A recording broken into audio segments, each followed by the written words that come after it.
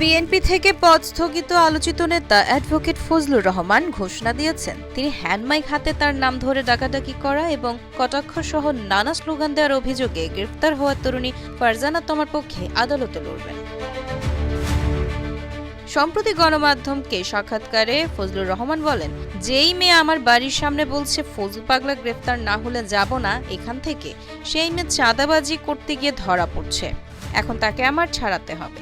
ফজলুর রহমান বলেন, আমি ওই মেয়েটির পক্ষে কোর্টে দাঁড়াবো, আমি ছাড়াবো না কেন, এরা তো আমারই মেয়ে, এগুলোকে জামায়াত নষ্ট করছে, ঠিক করতে হবে আমার, আমি দেশের ভালো চাই, আমি এদের ভালো করতে চাই।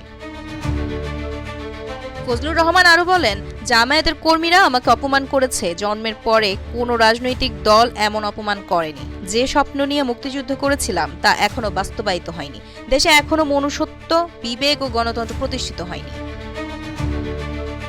প্রসঙ্গত, জুলাই মাসে একটি টিভি চ্যানেলের সাক্ষাৎকারে মুক্তিযোদ্ধাদের কালো শক্তি বলার কারণে ফজলুর রহমানের বিরুদ্ধে বিতর্ক সৃষ্টি হয়।